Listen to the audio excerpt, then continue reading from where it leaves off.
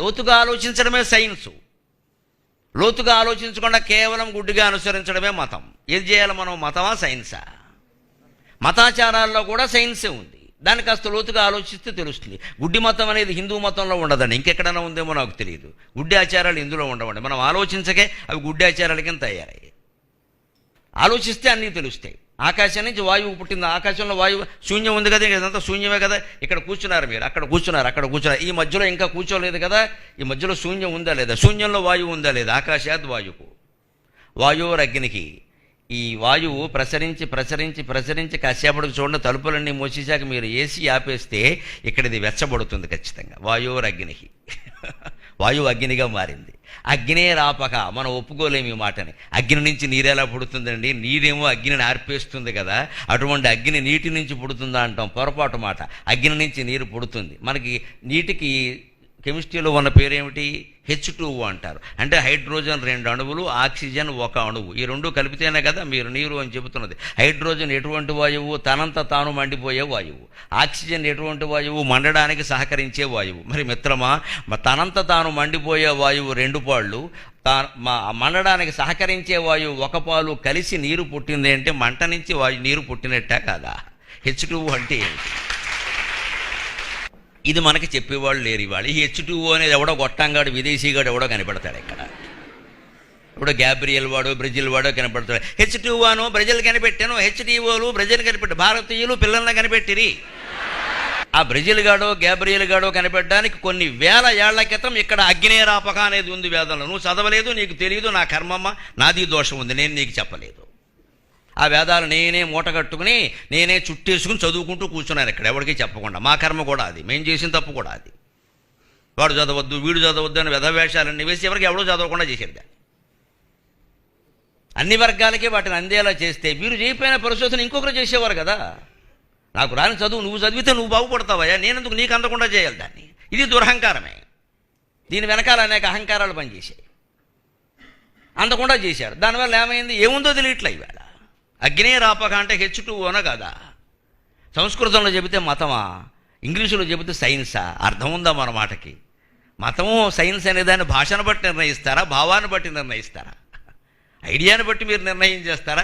భాషను బట్టి. సంస్కృతం భాష దాని మొత్తం హిందూ మతం, ఇంగ్లీషు భాష మొత్తం. అంటే ఇంగ్లీషులో గుడ్డి నమ్మకాలు ఏం లేవా? ఇంగ్లీషు వాళ్ళు అంత గొప్పవాళ్ళ? 13వ తేదీని మొత్తం ఐరోపా ఖండం అంతా అశుభంగా భావిస్తారు. 13 అంకె వాళ్ళు ఎప్పుడు ఒప్పుకోరు. పిల్లలు ఎవరైనా 13వ తారీఖు పుడితే ఏడుస్తారు ఇంగ్లీషు వాళ్ళు. 13 అంటే వాళ్ళకి అంత సెంటిమెంట్. ఎందుకో తెలుసా? 13వ శతాబ్దంలో ఐరోపా ఖండంలో ప్లేగు వ్యాధి వచ్చింది. కొన్ని లక్షల మంది పిల్లలు చచ్చిపోయారు. అప్పటి నుంచి 13 అంటే భయం పట్టుకుంది వాళ్ళకి. ఏమంటారు దీన్ని? గుడ్డి నమ్మకం అంటారా, మంచి నమ్మకం అంటారా? ప్లేగు వ్యాధి ఏమైనా అనుకుని 13వ శతాబ్దంలో వచ్చిందా? ఇంకెప్పుడు రాదా? మరి అదే మన సంస్కృతిలో త్రయోదశి గొప్ప తిథి. తృతీయనాం త్రయోదశి అంటాడు భగవద్గీతలో ప్రత్యేకంగా. మనకి త్రయోదశి గొప్పది కావడం ఏమిటి, వారికి 13 శని కావడం ఏమిటండి? మన నమ్మకం వారిది, వారి నమ్మకం వారిది, 2 నమ్మకాలే. నేనేం మనదాన్ని సమర్థించను. త్రయోదశి గొప్పది, ద్వాదశి చెడ్డది అనడం కూడా తప్పు. అన్ని తిథులు గొప్పవే, అన్ని నక్షత్రాలు గొప్పవే. ఈ పని మానేయండి. మంచి పని చేయడానికి ముహూర్తం అక్కర్లేదు, చెడ్డ పనికి ముహూర్తం చూసి ఉపయోగం లేదు. నువ్వు ముహూర్తం చూస్తే కుదరదు ఇక్కడ. అది పని చెడ్డ పని, దానికి ముహూర్తం చూడడం ఏంటి? పురోహితుడి దగ్గరికి వెళ్ళి నేను ఒకరిని వేసేయాలనుకుంటానండి, మంచి ముహూర్తం పెట్టానంటే చచ్చిపోతాడు ఆయన. బాబు దీనికి ముహూర్తమా అని.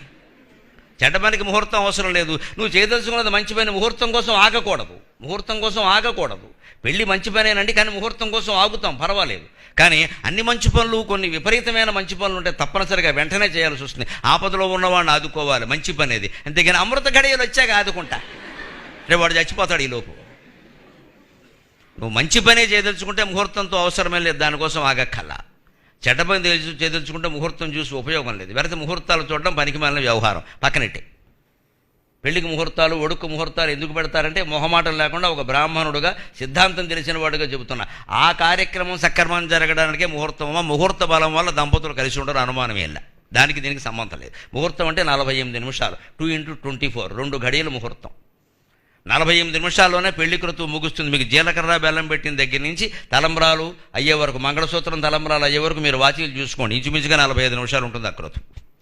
ఆ 48 నిమిషాలు ఈ దంపతులకు ఏమీ కాకుండా, మధ్యలో రకరకాల అవసరాలకు అనవసరంగా లేవకుండా, రెస్ట్ రూమ్ ఎక్కడైనా అడగకుండా, మధ్యలో కడుపు నొప్పిని పడుకోకుండా ఆ క్రతువు సరిగ్గా జరగడం కోసం ముహూర్తం పెడతారు. అస్మిన్ సమయే నవానాం గ్రహాణం ఆనుకూల్య ఫల సిద్ధిరస్తు అంటారు. బాబు ఈ సమయంలో 9 గ్రహాలు మీకు అనుకూలంగా ఉండునుగాక, నువ్వు పీట మించి లేకుండా కూర్చో అని చెబుతారంతే.